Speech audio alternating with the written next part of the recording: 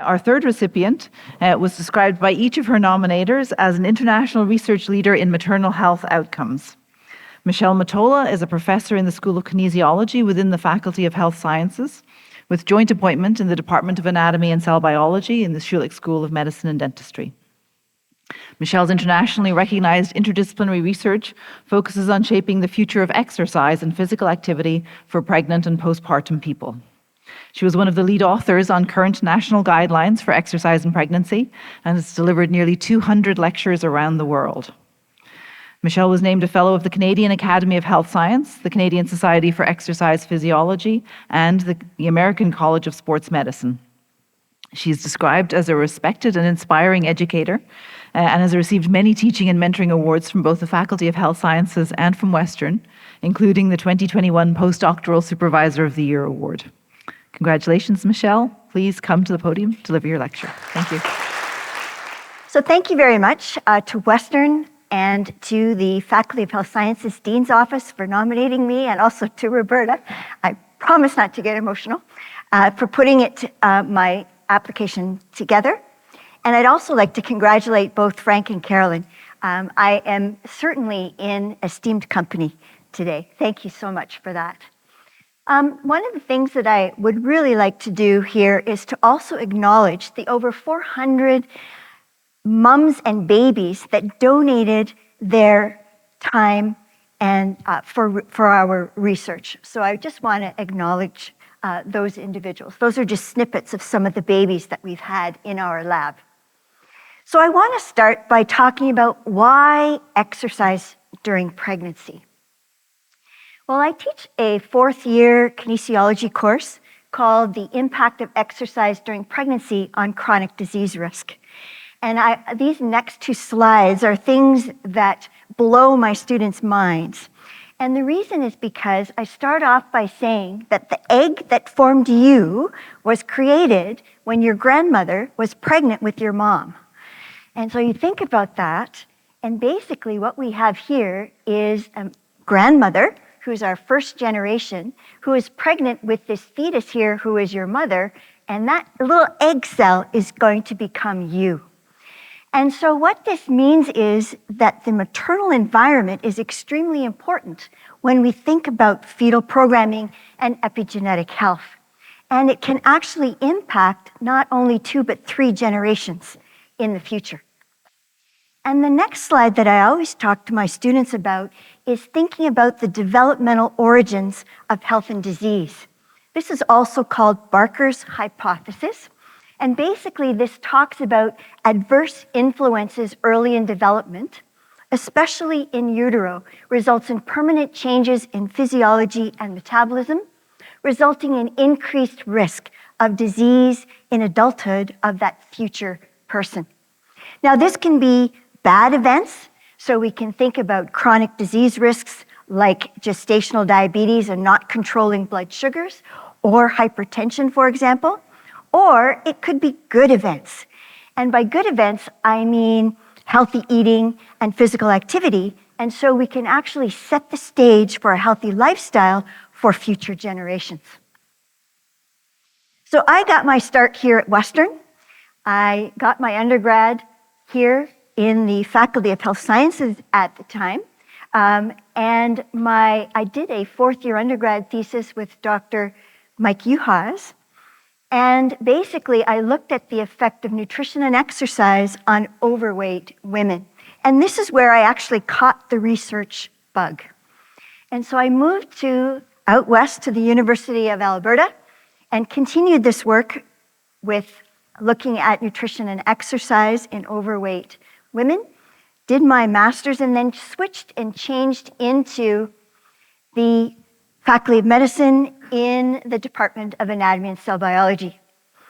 And this is where my supervisor here, Dr. Keith Bagnell, who's an embryologist, certainly changed my life. And with my exercise physiology background and his background in embryology, we devised a program where we looked at maternal exercise and fetal development in the rat model. And that was because nobody really knew what the effects were on exercise during pregnancy, especially with regards to the fetus. Now, also during this time, I met my future husband, Dr. Gordon Marchiori, who is with us here, and he was working on his PhD in biomechanics at the time.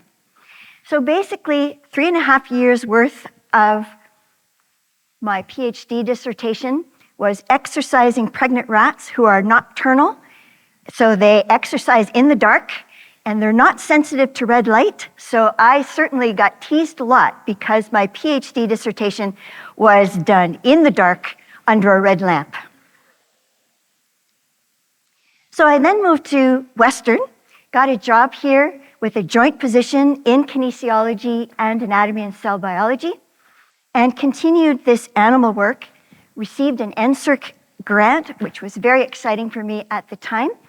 And basically, the animal work concluded that there really is no change in metabolism with regards to the exercising pregnant mother, and there was no change in the fetus or placenta with regards to metabolism.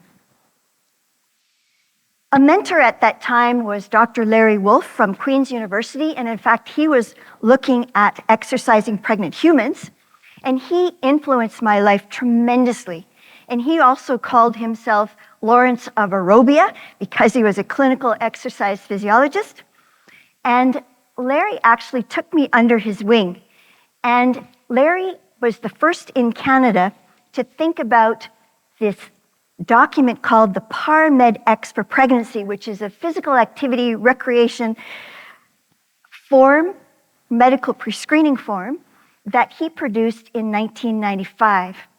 And as I said, Larry took me under his wing, and so with the help of my graduate students at the time, we put together the muscle conditioning component of this document, and it was revised in 1996. Larry was instrumental in pulling together people that were interested in exercise and pregnancy in the postpartum period.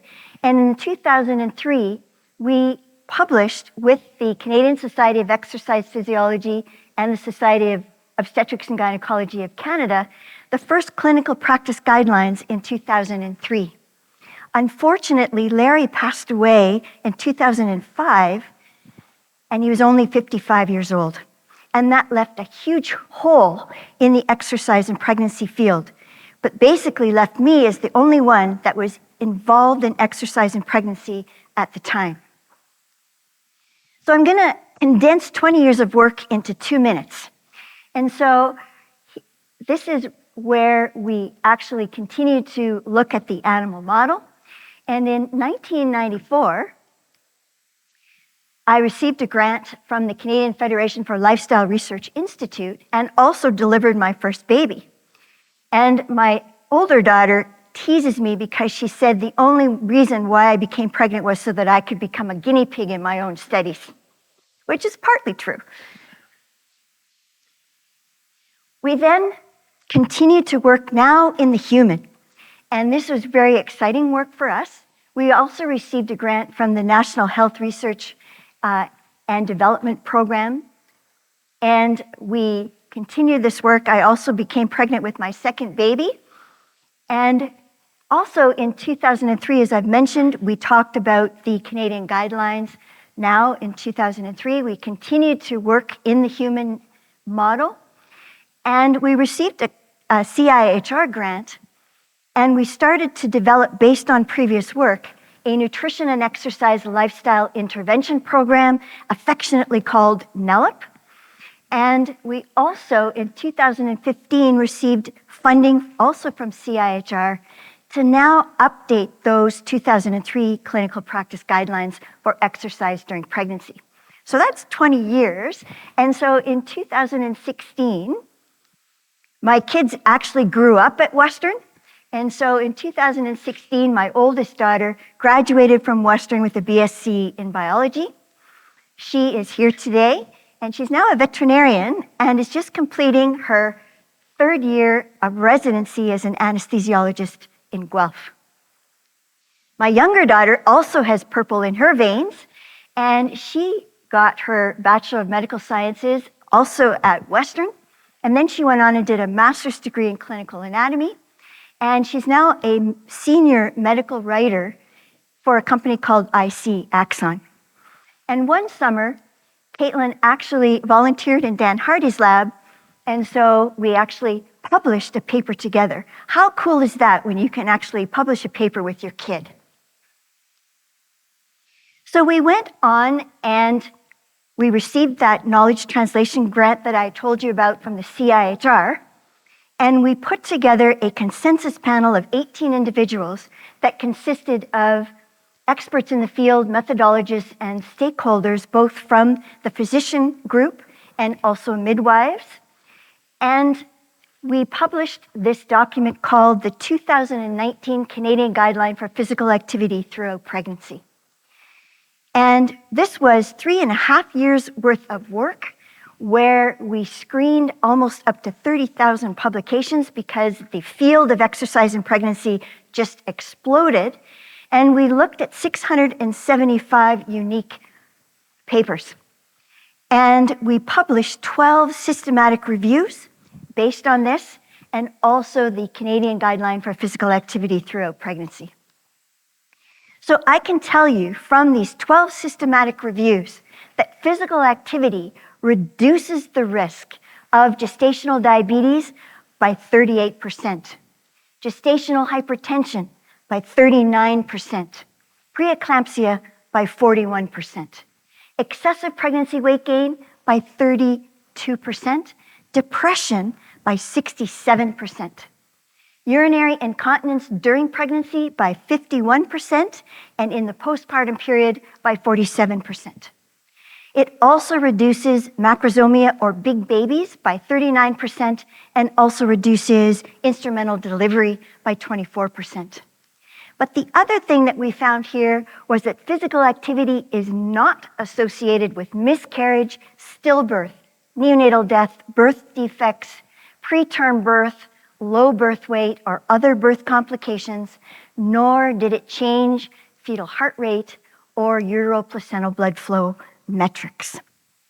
So I'm hoping I'm convincing you a little bit that exercise in pregnancy has benefits. And we also worked on a document called the Get Active Questionnaire for Pregnancy that was released by the CSEP in 2021, and this replaced that old PARMED-X for pregnancy document, and this new one is based on those 2019 Canadian guidelines. And we also produced a companion document for healthcare providers. So why exercise during pregnancy? Our Nutrition and Exercise Lifestyle Intervention Program was selected for the Canadian Best Practice Portal in 2014. And I have a story to tell you, and this is from a few years ago. So I'd just like to play this for you. Pregnancy is a really opportune time for women to be empowered and to lead a healthy lifestyle for themselves, but also for their children. My name is Michelle Mottola, and I'm the director of the Exercise and Pregnancy Lab here at Western. Women with gestational diabetes can have major issues. If they don't control their blood sugars through nutrition and physical activity, they have to go on insulin. The program that we've developed is called the Nutrition and Exercise Lifestyle Intervention Program, and it is for pregnant women to prevent excessive pregnancy weight gain and also to prevent gestational diabetes. It changes the game because women now are able to take their health into their own hands.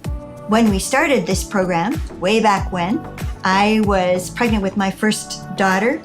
She's 27 now, but I was actually the first guinea pig in my study back then. I do this work because I see the results in the women that we interact with and the results in the babies. I can remember one individual who, when she was in the later stages of pregnancy, the endocrine and pregnancy clinic told her that her gestational diabetes had disappeared. So that to me is a very powerful message, because what that shows is with lifestyle management, you can actually control your gestational diabetes and you can also prevent it.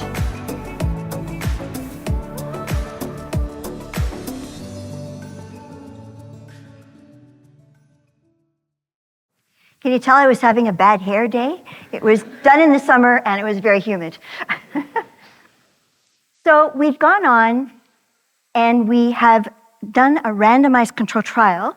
And this was with Tanya Nagpal, who was a former PhD student of mine, and also Dr. Roberta Begazinski, who was a postdoctoral fellow in my lab at the time, because we wanted to improve adherence to our program.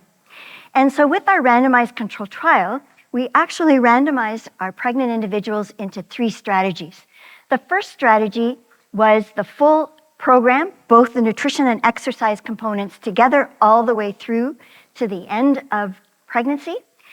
Or they were randomized into group B, which was giving them the nutrition component first, and then at 25 weeks of pregnancy, add in the exercise component after. So they did both nutrition and exercise components until delivery. Or group C, which actually started with the walking program first, and then added the nutrition component at 25 weeks, and again, both happening nutrition and exercise until delivery. And what we found was very interesting, and that was that adherence occurred, that best adherence was in group C. So the group that actually exercised first and then added nutrition actually had the best adherence. And one of the things we looked at with regards to the exercise interviews was that not everyone was happy with the group that they were randomized into.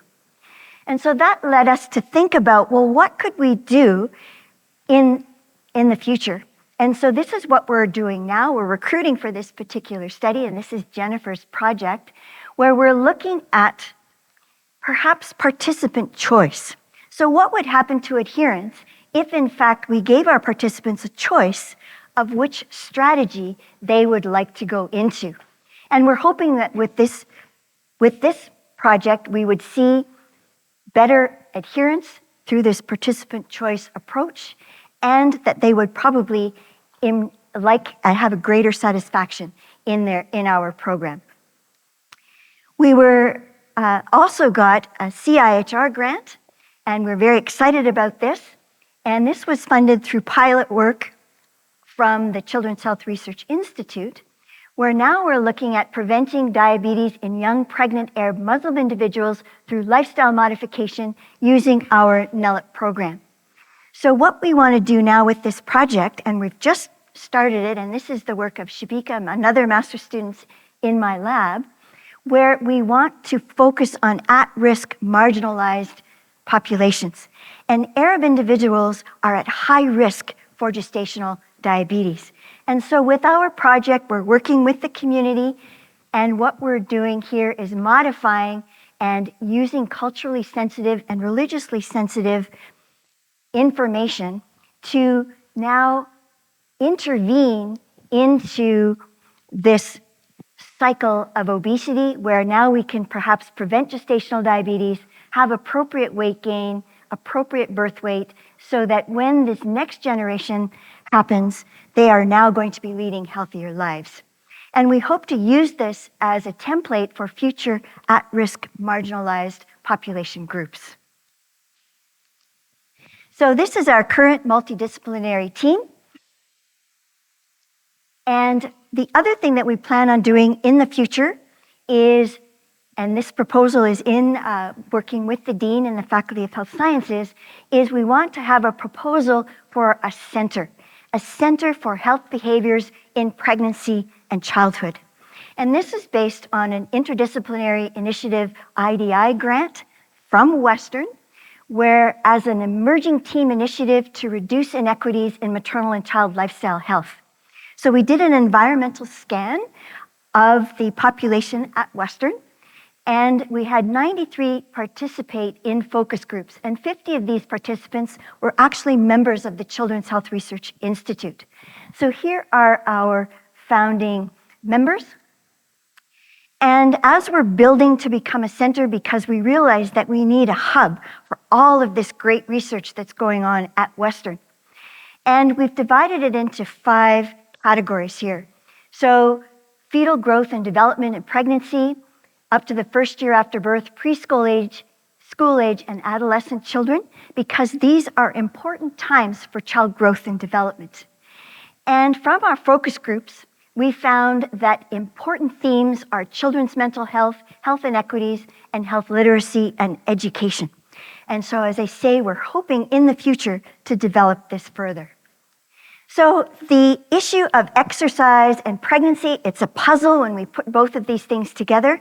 And what research does is we're hoping to bring that research into the community.